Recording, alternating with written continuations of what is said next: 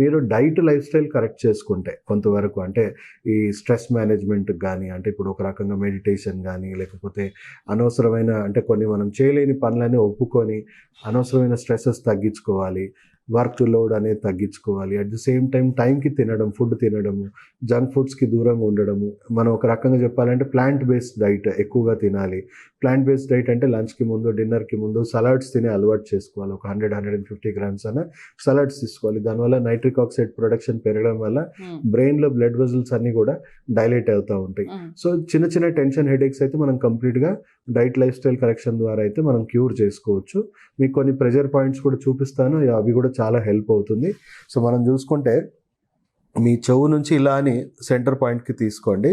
ఈ పైన మాడ ఏదైతే ఉందో అంటే మనం చిన్న ఫాంటైల్ ఓపెన్ ఉంటుంది కదా చిన్న పిల్లలకి, సో ఇక్కడ ఇది ఈ పాయింట్లో మనం ఇలా మొట్టికాయలు వేసుకోవాలి. అక్కడ ఉన్న ప్రెషర్ పాయింట్ని మనం స్టిమ్యులేట్ చేసుకోవాలి.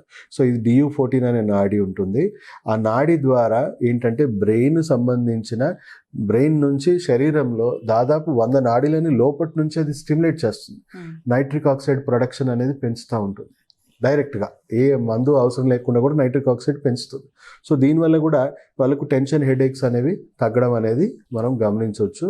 అలాగే ఇప్పుడు ఇక్కడ ఈ ఏరియా ఉంది కదా, ఈ వేలు భాగం, మీరు ఒక పెన్సిల్ పెన్ను తీసుకొని ఈ ఈ ఈ బొటన వేలు టాప్ పార్ట్ ఏదైతే ఉందో మీరు ఇలా ప్రెస్ చేసుకోవాలి.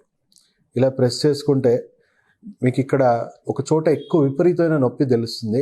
ఆ పాయింట్ని మీరు కరెక్ట్గా లొకేట్ చేసుకొని కూడా మీరు ఈ పెన్నుతోనో పెన్సిల్ బ్యాక్ సైడ్తోనో మీరు ఇట్లా ప్రెస్ చేసుకోండి. ఇన్స్టెంట్గా మీకు కొన్ని సెకండ్స్లోనే మీకు టెన్షన్ హెడేక్ అనేది తగ్గిపోవడం జరుగుతుంది.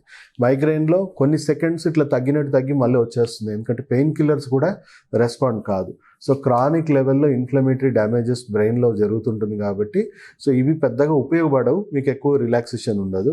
బట్ యాక్యుపంక్చర్ ట్రీట్మెంట్ తీసుకోవడం ద్వారా, తర్వాత దాని కాంబినేషన్లో మీ బాడీలో ఉన్న ఫంక్షనల్ ఇంబ్యాలెన్సెస్ ఏవైతే ఉన్నాయో దాని తగ్గట్టుగా కొన్ని రకాల మెడిసిన్స్ తీసుకోవడం ద్వారా మీకు లోపల ఉన్న ఇంబ్యాలెన్స్ అంటే కొత్త డ్యామేజ్ ఆగిపోతుంది.